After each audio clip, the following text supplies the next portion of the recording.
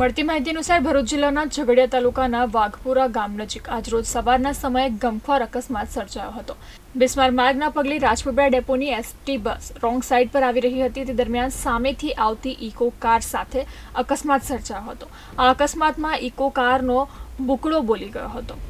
ભયંકર અકસ્માતના પગલે કારમાં સવાર 2 લોકોના ઘટના સ્થળે જ કમકમાટી ભર્યા મોત નીપજ્યા હતા, જ્યારે અન્ય 7 લોકોને ઈજા પહોંચી હતી। બનાવની જાણ થતાં જ ઘટના સ્થળે લોકો ટોળે વળ્યા હતા, જ્યાં તમામ ઈજાગ્રસ્તોને સારવાર અર્થે હોસ્પિટલ ખસેડવામાં આવ્યા હતા। તો બીજી તરફ બનાવની જાણ થતાં ઝઘડિયા પોલીસ કાફલો પણ તાત્કાલિક ઘટના સ્થળે પહોંચી બંને મૃતદેહને પોસ્ટમોર્ટમ અર્થે ખસેડી વધુ તપાસ હાથ ધરી છે। અત્રે ઉલ્લેખનીય છે કે બિસ્માર માર્ગના પગલે લોકોને વાહનો રોંગ સાઈડ પર ચલાવવાની ફરજ પડે છે, જેથી અહીંના માર્ગ પર અકસ્માતના અનેક બનાવો સામે આવી રહ્યા છે।